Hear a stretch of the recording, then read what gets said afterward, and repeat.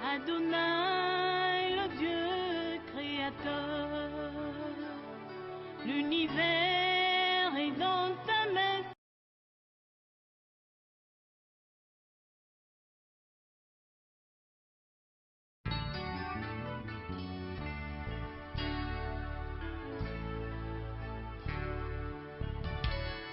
Adonai, le Dieu créateur, l'univers est dans ta main.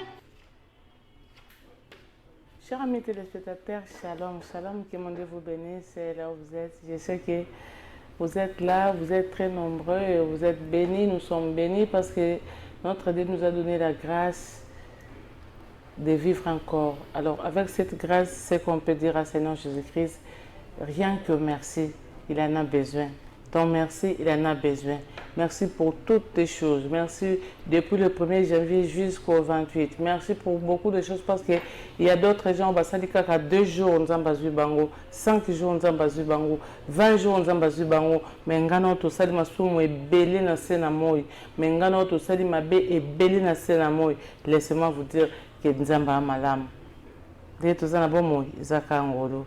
So ok pena ba cimetière otali pena ndenge obima na makadam otali pena ndenge na quartier yo kaka otali na ba communiquer otali na ba internet promesse que ba communiquer ya matangi zoleka menzamba pesinga na yo parce que pas pour toi toza trop bon parce que toza trop gentil mais parce que aliki nde to koma mukolo vraiment to pesa ndame merci aux amalao mingi to lobaki eza année asika.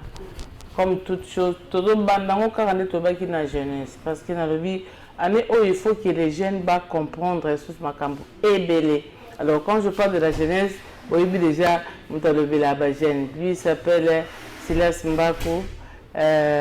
Azamuto Azampayate, il va se présenter parce que Biso na ba page na biso tozarapena na bateau bayaka moko bakisama en tout cas. Et puis na pembe na biso tous les gens qui ont été sur la jeunesse parce que les gens sont évangéliser ma campagne.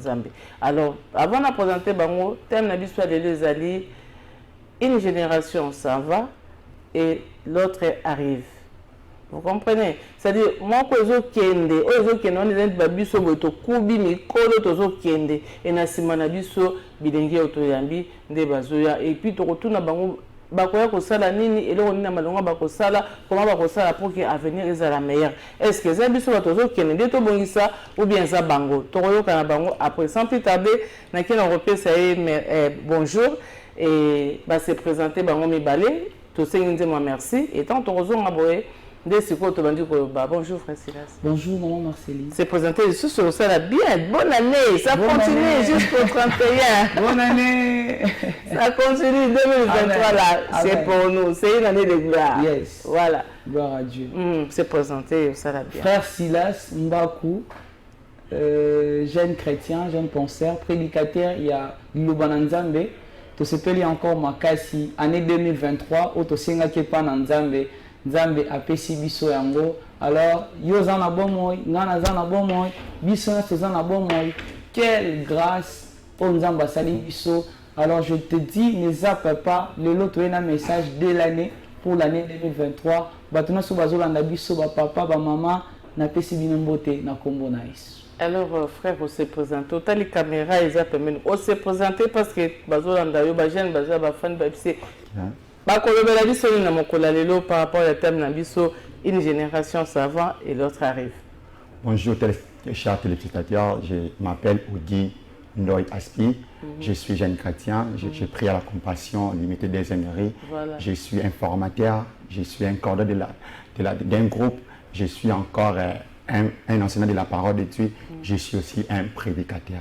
Donc, bonne année Nabino, je suis encore très ravi d'être avec vous, Maman Marceline. Bonne année Nabino, merci. Année Izalapé, année Akimé, Madame, surtout, il y a autant de la sœur le pas de Jésus. Toto Samibé Kunae, Peto Kanzambe, Wana Torotam Balamalame. Nazali pas chef Alva, toki na osenga musique, moko juste dire merci à notre Seigneur Jésus-Christ. Ndenga pesi sur la première émission de l'année 2023. On se retrouve juste après. Merci.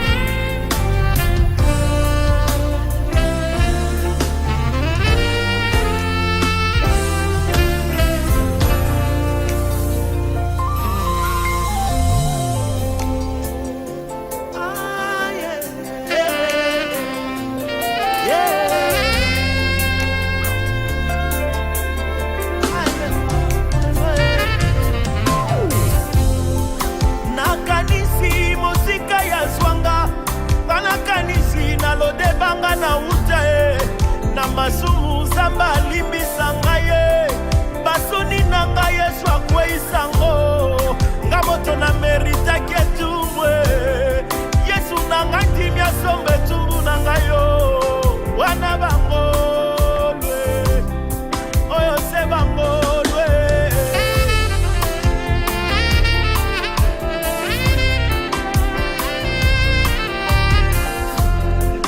babu ila kinga isha sabi balongola kinga na lisa bae babonga asinza mbalola yokelinga mawa zambalola moninga ye motonoko apekisaki libala moto baninga babwakisaki yaya ye wana zamba salingolwe ye wana zamba moni ye localisé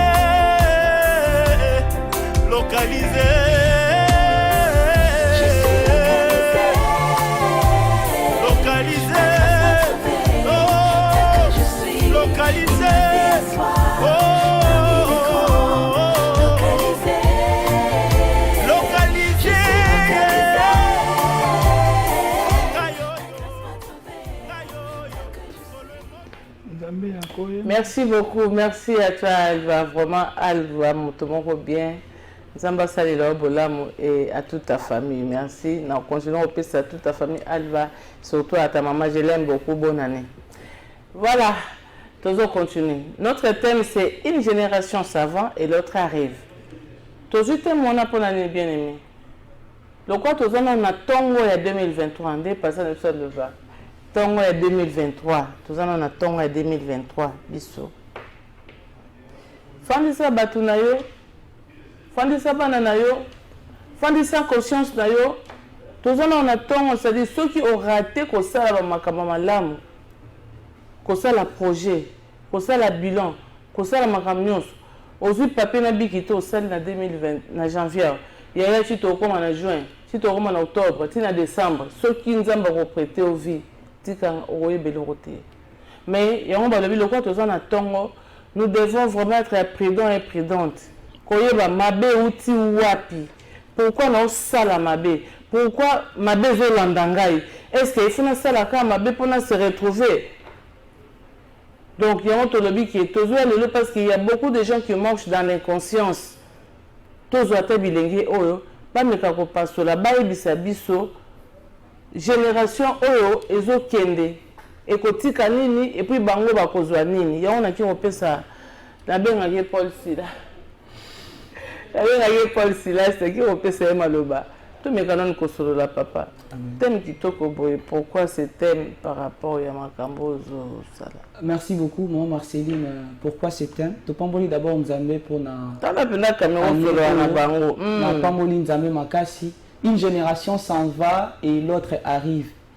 Et comme on a mon candidat Ecclésiaste chapitre 1 verset 4, au la Bible tu peux lire là où tu es. Nous sommes en Ecclésiaste chapitre 1 verset 4. Céline a précisé déjà une base. Une génération s'en va et l'autre arrive. C'est le roi Salomon. Le livre de l'Ecclésiaste, roi Salomon a combien de temps a commis Mukolo. Et puis le livre de Proverbe a combien de temps a qui un peu jeune. Alors Ecclésiaste, ils ont rencontré biso expérience de vie dans Mobimba. Après avoir pu vivre 500 femmes, prendre beaucoup de femmes, après avoir pu vivre royaume, après avoir pu vivre en étant sage, la sagesse à Salomon, il a conclu par une conclusion en disant une génération s'en va et l'autre arrive. Papa David, Abomaki Goliath, Papa David, Dieu l'avait utilisé très puissamment en Israël, mais son père est passé, Papa Naé Aleki. Et Ayena Bokondi a succédé Papa Naé, il a été roi pendant beaucoup de temps, mais à comprendre qu'il était comme un Mukolo, il est en train de passer. Et Salomon a sali conclusion pour nous, une génération s'en va, et l'autre arrive, et la terre subsiste toujours. Pour nous, Atabato ba marka ki tanko le kanga bango nyonso bazoleka nanga onzamba pesi mayele makasi de telle sorte que na mokili mobima muta mayele le roi azanga te ngape na koleka mais le moko zotikala eza mokili.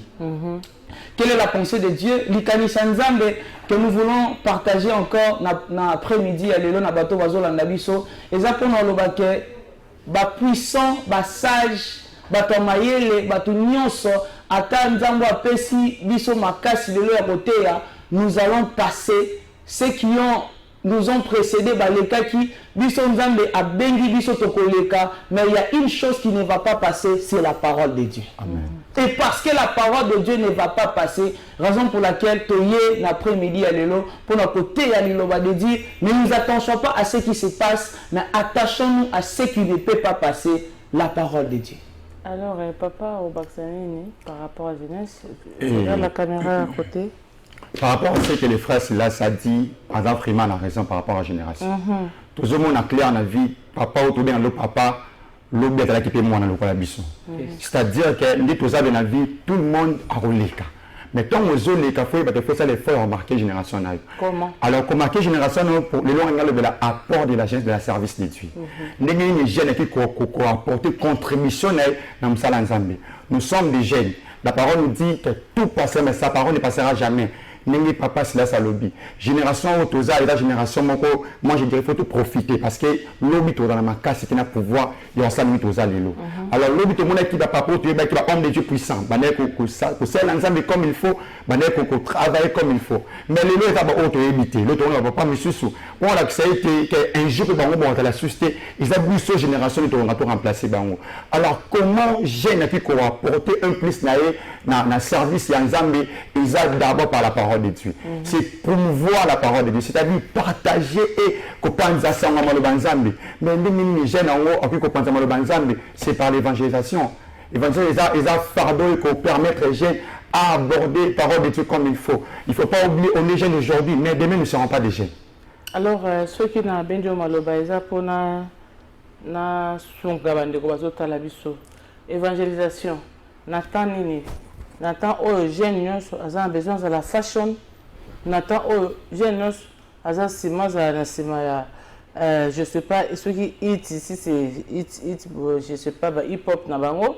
Nathan aux jeunes azolo bano na benda beauté na benda ben.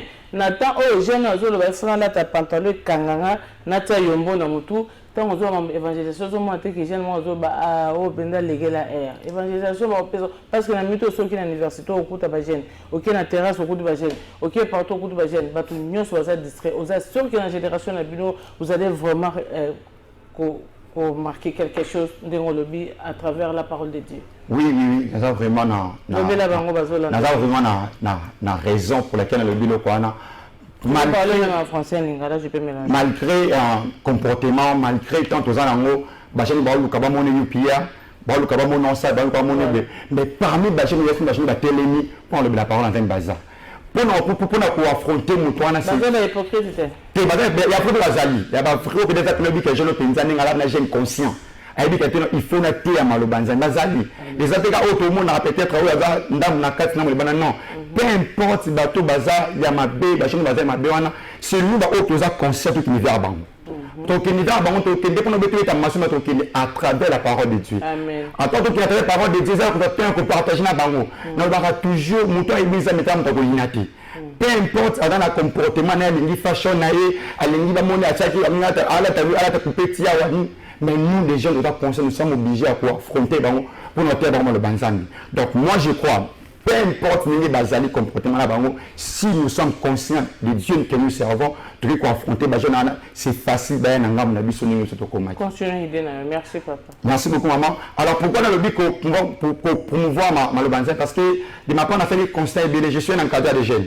Nakambara ba jeune et ba nakambara la compassion qu'on a. N'a pas la compassion, j'ai un groupe que je coordonne, groupe G, qui veut dire et dans le niveau à l'Ifulu, précisément côté à campus. D'accord, merci beaucoup maman. Alors par rapport à Nakambara ba jeune, nous sommes là pour l'évangélisation. Lorsque tu as rassuré le terrain pour nous évangéliser, parfois tout le monde a ba jeune, nous pour noter et non pas ici. On nous aborder nous au cadre là. Mais comme tu sais, c'est nous qui remplacer tout lobby. Nous sommes là pour nous toujours confronter. Quand on ne faut pas l'évangéliste, ça va monter quand on a une non. Tout le monde a présenté l'amour ensemble. Il a donné son fils unique. Ce n'est pas dit que si la personne ne connaît pas Dieu directement, tu disqualifies, non.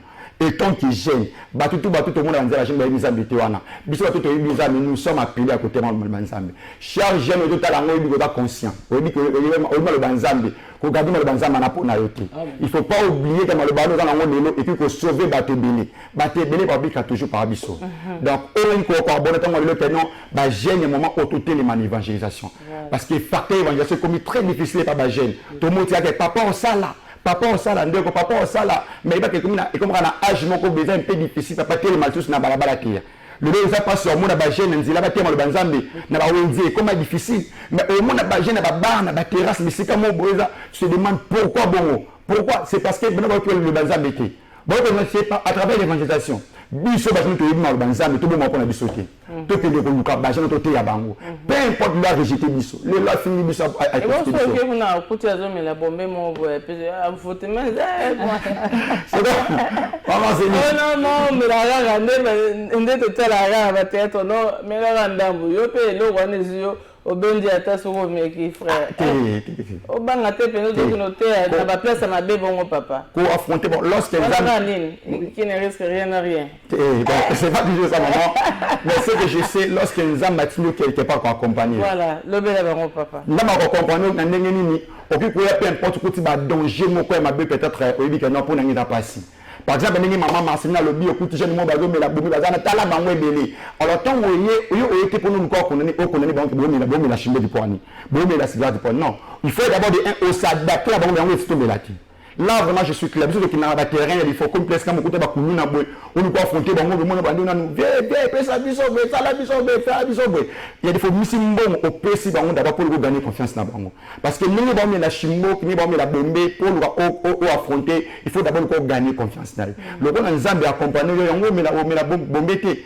Des fois il faut mériter pour na terme banza mais non quand même là il mo plier pour comme aucune déviation. Tu dois être prudent comme na bandroit ya bongo. C'est-à-dire que yo te bango le banzambe, yo te ya bango nzambe azana accompagner peu importe comportement na bango. Merci beaucoup. Frère Silas, il y a le bel plus Mimbali, comment vous allez faire si vous partez évangéliser les filles? Parce que nous on le dit que génération mon réseau les cas donc la génération na bazala qui assidue na parole. Malgré il y a beaucoup de bavures, là il faut qu'il y ait le bango. Mais ce que yo na kota ba c'est parce que na ba fille elle est vraiment ce que vous allez résister. Car la Bible dit que fuyez l'impédicité et résister au diable. Quand on a fui à l'élo, pour fille mon côté a besoin de la boue, fille nous a besoin de la manzaka, à la vasile, mais cap matin midi soir, aller na été, mais donc na yé. Au talibé bon au display, au tel quoi mon qui frère moi c'est là sa propre zoya, tout sur ni manzambe. Comment vous allez faire? Parce qu'il y a le vie qui rota la monte, il y a la rapide.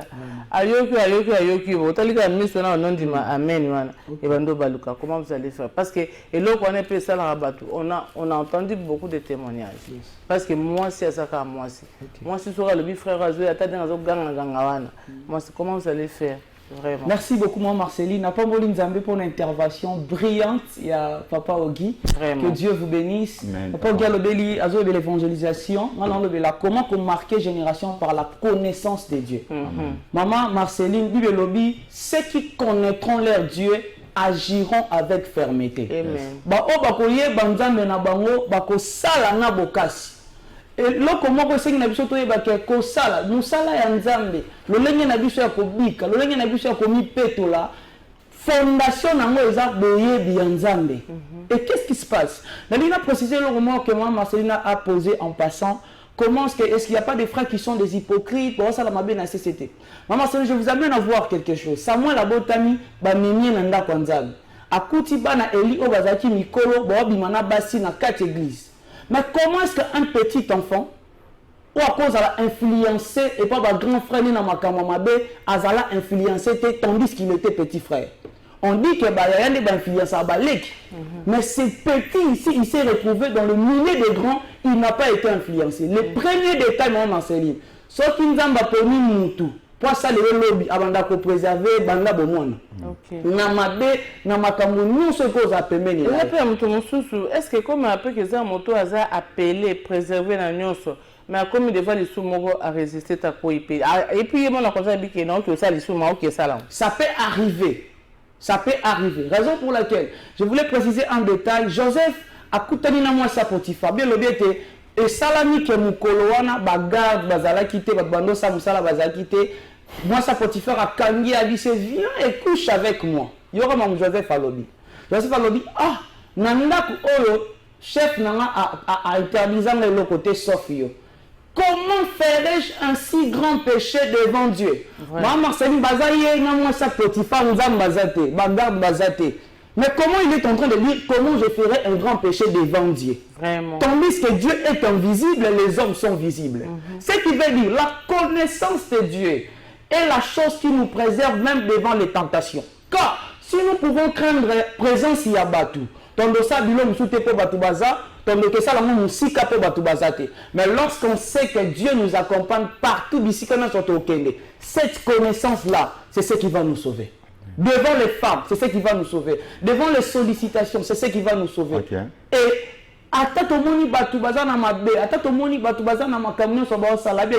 venez à moi, vous tous qui êtes fatigués et chargés. Vous êtes là, Dieu vous dit venez à moi. En d'autres termes, fatigué na masumu na bango, baza chargé na mabe na bango. C'est la qualification pour venir à Dieu. Vraiment. Papa Ogi, oui, maman. Vous avez quelque chose à ajouter par rapport à frère Alobi parce que vous êtes plus dans l'évangélisation. Oui. Parce que c'est pas facile d'être un évangélique, c'est-à-dire tu es vraiment à l'écoute du Seigneur. Oui, et Simba, parce que je suis avec le vrai Dieu. Comment tu vas faire? Vous savez, maman. Continuez car na idée na wana ozolo et puis na ozongi la frère. D'accord, oui. Pourquoi on a raison qu'on rassurer, c'est que je sais de ma part, nous avons un PC motovision accompagnera toujours motoana. Nous avons un tindi motomo quelque part, peu importe ici qu'à tinio, nous avons toujours nayo. Pourquoi m'a appelé na tamo occupé vous épée mutabo yoka parole? Oui, comment? Même pour la réflexion de papa n'a pas côté. Ça la donne des noms. Ça fait du mal. Comment on a normal auquel on l'a lui vient de. Et ça la passe. Ça la passe, ça la moto au autre bien gâteau bien bango ba la cible pour nabiso parce que les païens se sont battus aussi dans trop les buts perdus parce que le but clair aller dans la maison d'Israël. Même question na otuna ni nyokuta na temps depuis on dit minza mi levaje so za so tala ngobi o so na kanisa onde basalangi sala nga passe. Regeneti nini réaction batuneti nini même question na ozongi na ngope silas. Et ba régena kutanga tellement ébélé parfois oui pas il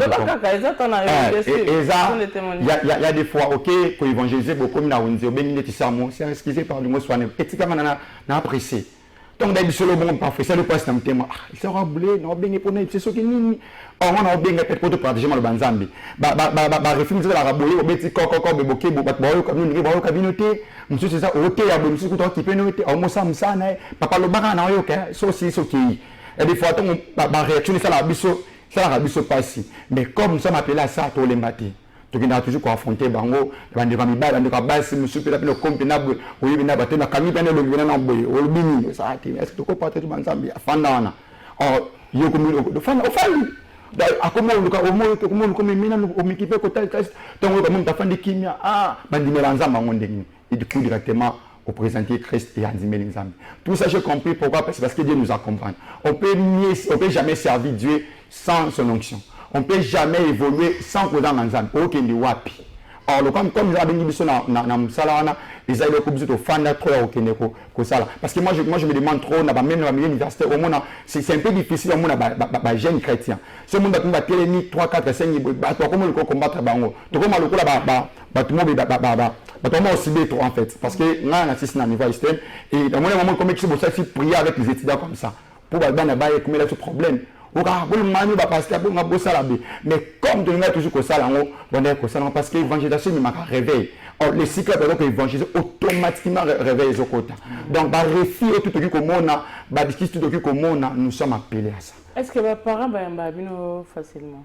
Oui, il y a des parents qui vont facilement. Parce que au Kenya, quand maman est au terme, moi, on a été la parole de Dieu. Parce que la parole, c'est la réalité.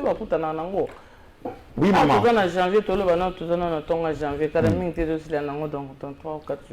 Oui, maman, et dans la parole, malgré la génération, elle m'a basé à ma frère, Bazali.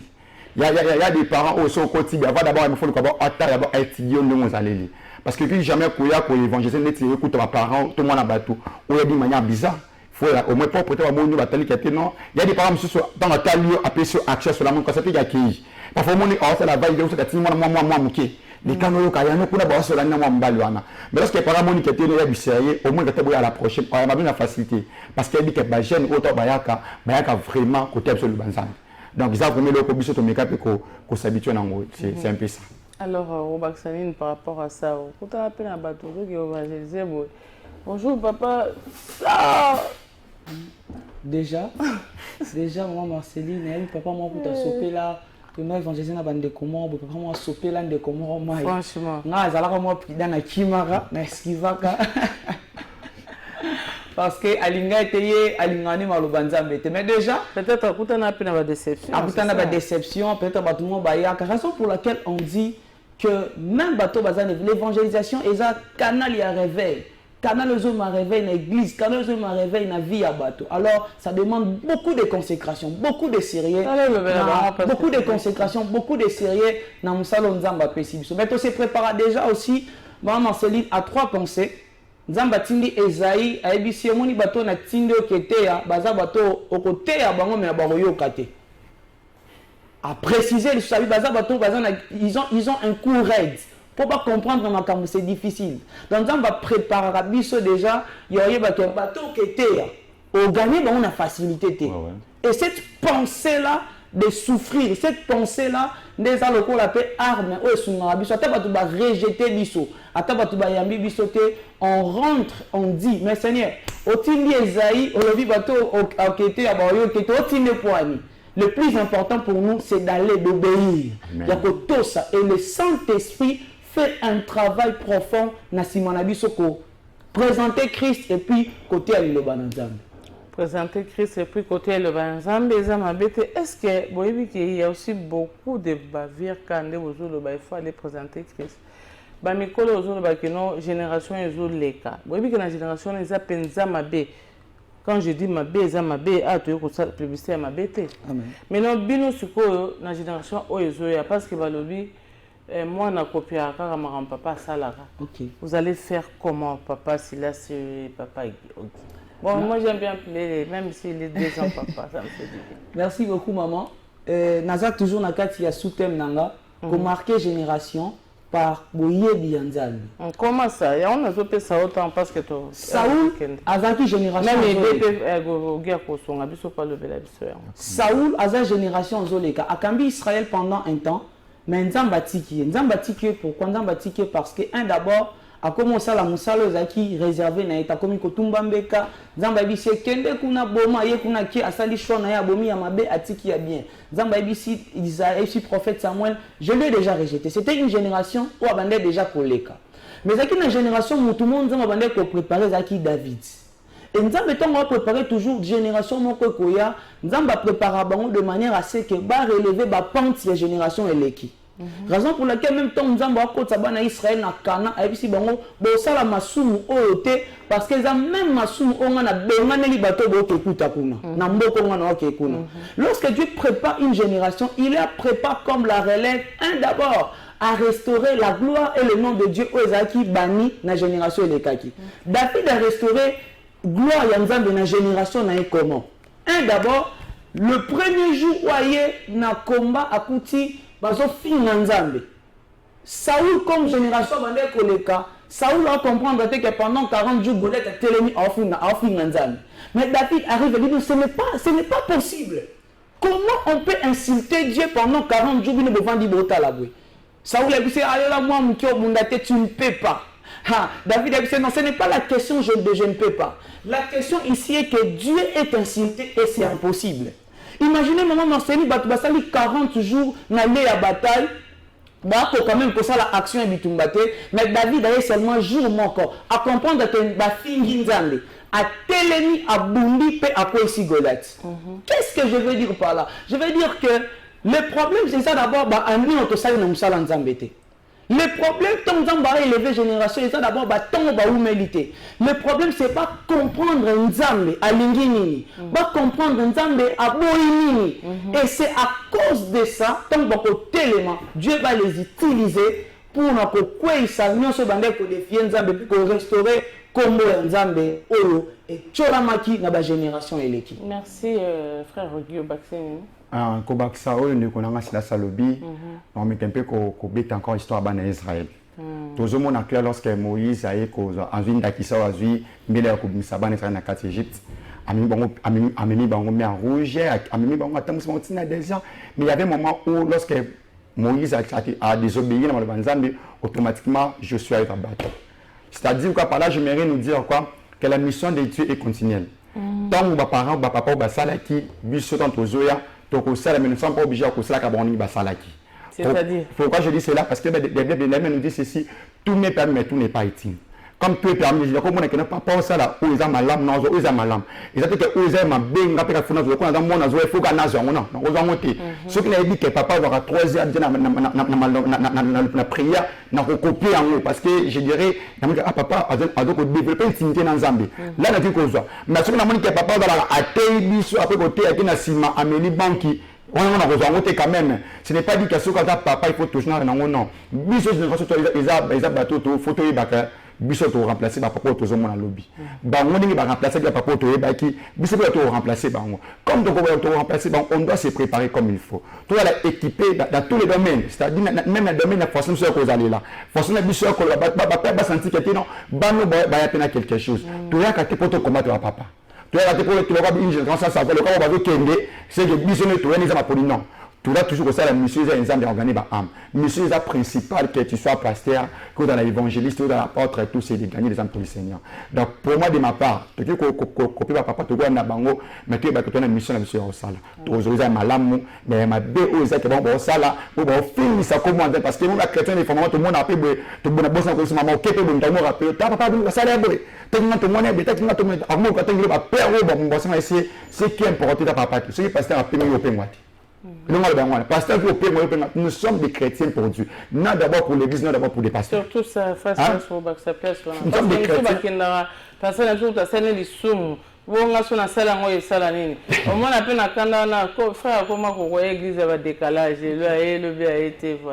Chers chrétiens, de quoi qui en est qu'au samedi là, à cause de mon acquis, en 2022, pour le conseil 2023, pour janvier, monsieur Zé Makas. Ok, maman. Et on a fait, voilà. D'accord. Et en 2022, peut-être, étant vous allez être jeune, au moins, on est qu'au église, mais on est peut-être comment on est comme modèle, au moins, on a la foi, on fait ça, mais du coup, ce qui ferait, on a écouté, du coup, écoutez, de quoi on a yangoué qu'au sala, au tin de Ronanga, au bas de Zambie. Parce que modèle à suivre, c'est le Seigneur Jésus-Christ.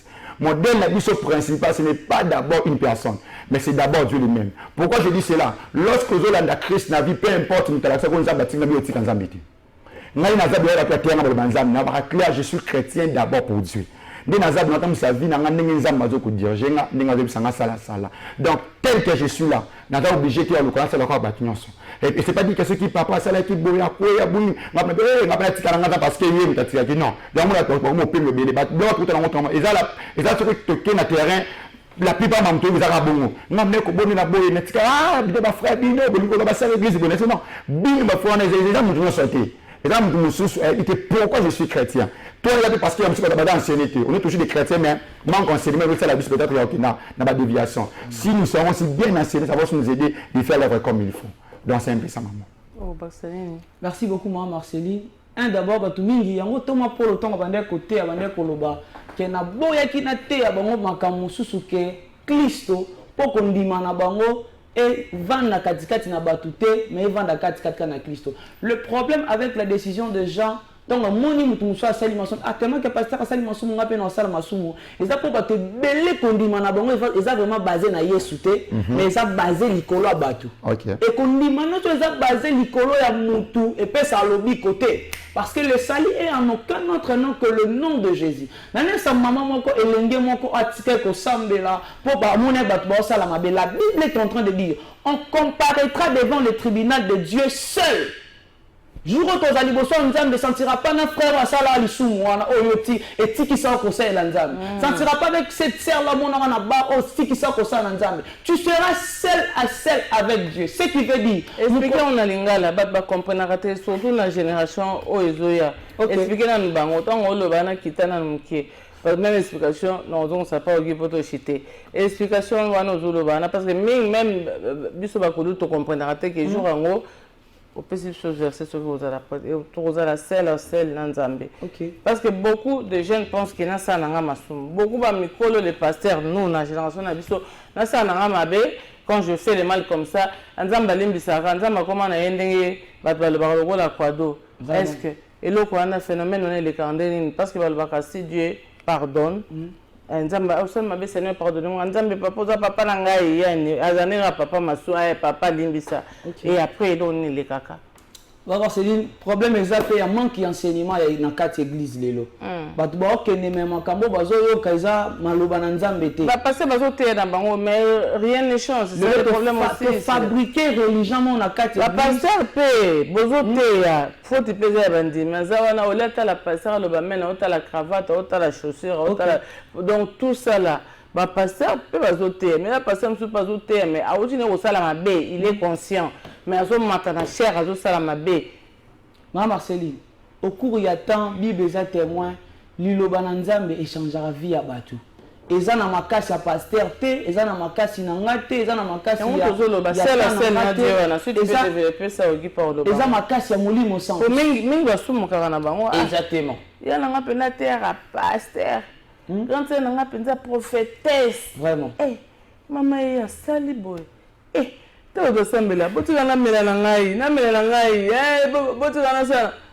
voilà un peu. Ce qu'on y peut avoir, les sous ils ont partagé, non? Ok. Ils ont partagé, non? Na moto a quoi ici moto? Na moto a peine ou bien ça m'a jugé par dernier.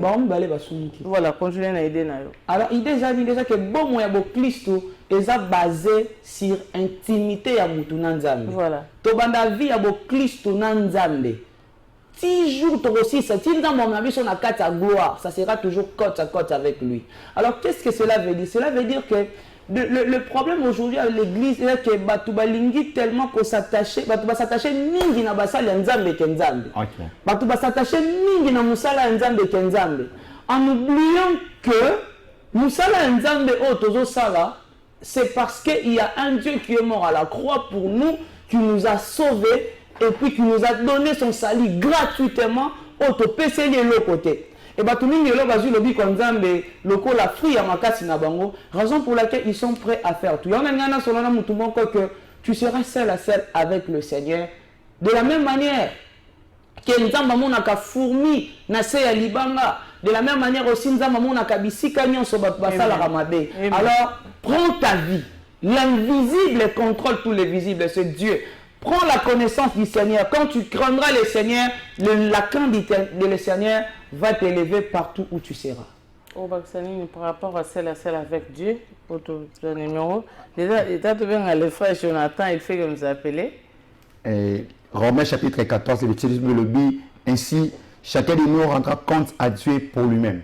Frère Jonathan, karaté tozo on a téléphone pour tout le monde ozo bien karaté tozo au participer payer à une minute et puis tout le programme na yo après. Et c'est-à-dire à ce qui concerne salut, le salut d'abord est individuel. J'ai toujours dit ceux qui montent à Soumu, qui ont été notés car au Soumu, forcément. Parce que lorsqu'il veut que chacun de nous rende compte devant Dieu lui-même, c'est-à-dire aux alayo moko. Le jour où tu es été, aux églises, parce que c'est une église tu été. Oh, babengi famille, par exemple, famille n'est pas été. Barozoa biso moko na moko. Comme barozoa moko na moko de konangai, ça c'est que tu notre tribunal en Zambie. Le coup les alliés ko tamu sa vie na yote pour landa mutoya mpanzi na yo ko tamu sa vie na yote ya mutada azana gauche na yo tamu sa vie na ndenge za mazolinga o yebi ke izama binde kunanga ko sala ngote kulukatika o sala ko mona ko sala kité kulukatika sala ko sala kité ba ke to sala wana mi wa ngam mezomona yo tôt ou tard après la mort la vie continue. J'ai toujours dit qu'après la mort, la vie, comme la vie continue,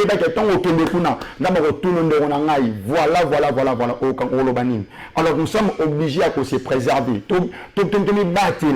Afin que tout la bafou ou la meilleure de sans amis. Nama la pose, nama pas si tant monde mutabungi. C'est pas lorsqu'il y a un jardin de la tuli bango où est-il? Parce qu'il y a toujours bateau où il y a qui va toujours pour naï. Alors Zambi le qu'on a besoin de tenir qui sont moi naï et le conseil n'a visa.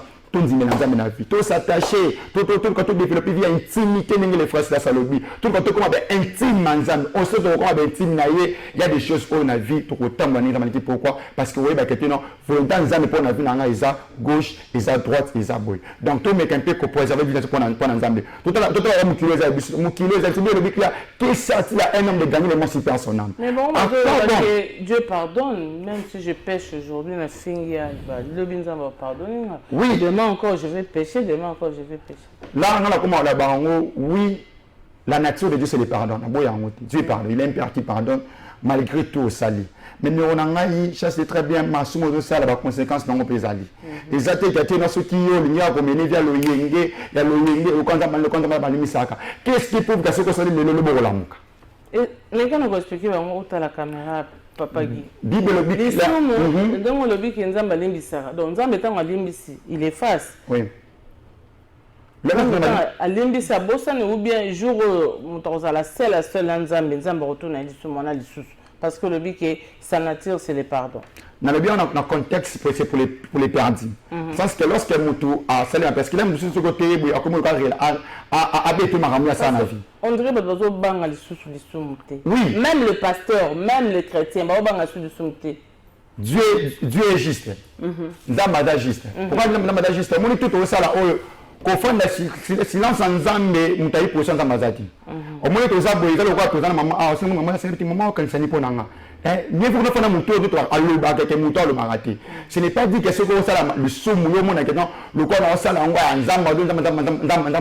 oui, Dieu pardonne dans quel sens? Lorsque quelqu'un confesse ses péchés, Dieu est juste et fidèle pour les pardonner. Mais aussi le temps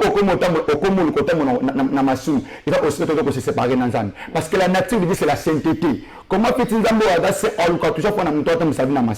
alors lorsque vous avez vu de mélange à Massoum, na masumu qui les lois qui ne ba na qui ne lobi na la mutala lobi équipé pour arriver que la mou qui pété parce que mutu moko te va mettre sur ta vie n'est seulement le mec les a suite mutu moko te va mettre sur ta vie naï peu importe que tu sois riche ou dans la richesse là on s'attend contre konza likolo mbongo na yo mituka na yo bomengo na yo ba entreprise ba compte bancaire jamais comprendre contre konza likolo mais le seul mutoire qui permet contre konza likolo c'est d'encore de croire en Jésus-Christ comme Sauveur et Seigneur donc on dit là on peut sa vie naï lorsque maman otika noso nga on est comme la bloc wana to botma ba chrétien mais des chrétiens on melani mais whisky allo baté frère na teza mutumo melana otala bino otasa frère bon na mela ba situation qui ndak ba ibakati mais na meli pesi gratuit na ba meli na ba kama meli pe whisky fana obi non pour ndak ba comprendre o meli api basura ka te to chara bazwa mnot ba mo mala mo akoti mais moi ma monnaie c'est bané ko se pensa meté mais lorsque na dimeli nzambe Dieu m'a tout pardonné peu importe na sala nyama nga sa mutu moko na hors de biso na après-midi alelo chasse les malgré tes péchés Christian toujours. Malgré ma bosse, ça n'a visa malingio. Chasse les clairs, quand les jours qu'on rendre compte devant Zambé, nous quand on rendre compte ça malamu. Quand on a demandé le Seigneur, on a servira que on a gagné un peu na yo. C'est là que mon a repéré sa rapport il y a autant d'années à celle et pas Zambé. Si la Bible détermine, c'est la fait. On peut le la jeunesse, on a oui. Et pourquoi la Bible est sûre? Parce que la Bible, on dit que la Bible, c'est une parole qui est inspirée par Dieu. Voilà. Quand parole est inspirée par Nzambe, et est sur le haut, tout le monde a qui n'a vie. La Bible dit que l'homme aura se mentionner. Au Seigneur, ma lame, au Seigneur, au Seigneur, ma belle, au Seigneur, ma belle. Donc on a engagé, moi, je vais venir. Parce que ton pasteur a monté mes âmes à mon aïe. Amen. Donc, merci beaucoup. C'est important, bon, ça marche pour nos âmes. Merci beaucoup. Tu reçois l'adresse, il y a Céline Nayo. Nous avons PCP numéro Nayo Mbala.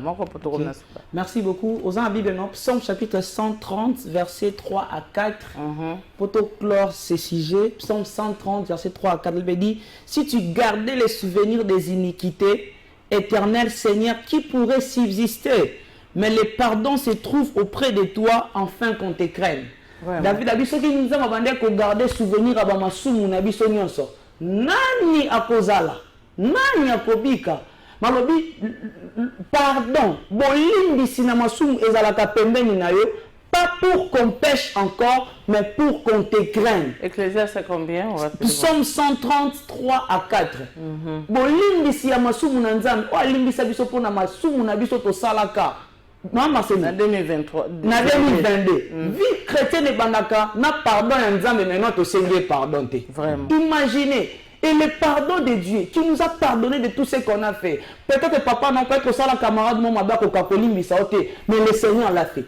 Et si on comprend ce pardon-là nous pousse à la crainte. Et bon, ils ont frère Moussoussou, ou bien Mikol Moussou Bazababa, ils ont péché chéri. Ils ont fait ça la miracle.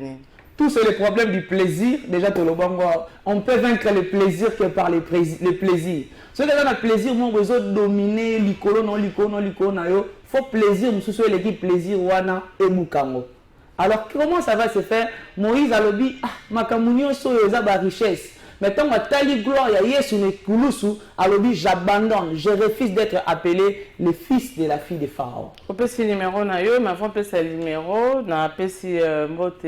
Frère Jacques, frère Jonathan Makassa, pour nous aller balandi biso. Amen. Comme le lézard qui était pour toi, il y a un appel, il y a un autre lobby, a besoin un peu à participer comme jeune. Ok. Nabi Gazota la biso dans cette émission, papa le plateau est là. Au Benga pour te programmer au samedi aux dispo au Roleka. Et surtout, je souhaite vraiment un joyeux anniversaire à mon frère ami, Moutatumbola Mingi, Moutamakele Mingi. Clovis Odinga, vraiment joyeux anniversaire à toi. Mais Kabaka Pe pour le loto lia gâteau, Rosamabo Makasi Tenzamba Lola, Abaxelayo et Belé Ba Ane Kito. Clovis Odinga, joyeux anniversaire à toi. Naibi Kozo fêté Esika Ozali, Adonai Mobmana Bafan Nango, Topesio, joyeux anniversaire, bisous. Alors, Napesio, PC numéro Nayo, PC numéro, on gagne des annoncés, monsieur Sili. Réseaux sociaux, Silas Mbakou Parole. Univers d'inspiration, Facebook. Mon numéro de téléphone 082 62 58 506. Nabandeli 82 62 58 506. Je salue le DG Arnaud qui nous suit aussi depuis Salongo. Que le Seigneur vous bénisse pour votre carrière politique. Papa Ogui. En réseaux sociaux, page Facebook, Ogui Aspi Vive la Parole. Compte Facebook, Ogui Aspi Ndoy. Compte YouTube. Page YouTube, je peux dire chaîne YouTube, Ogui Aspi Vive la Parole. Par rapport à mon numéro WhatsApp, 081 740 81 34. 081 740 81 34. Je salue mes parents, Michel Ndoy et Maman Felani Ndoy. Merci beaucoup. Et moi, je salue les parents de Silas Mbakou, parce que lui n'a pas fait. Merci beaucoup. Je vous aime beaucoup. On sera encore ensemble par la grâce de Dieu.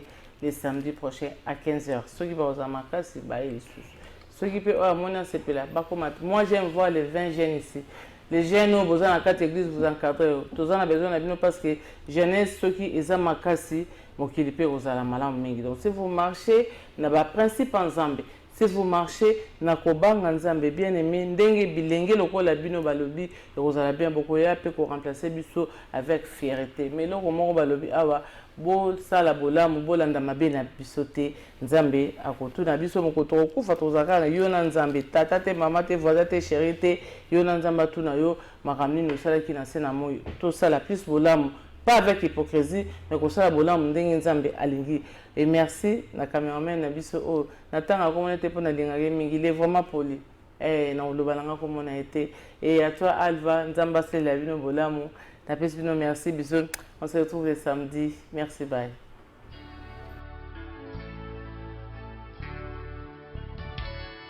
Adonai, le Dieu créateur, l'univers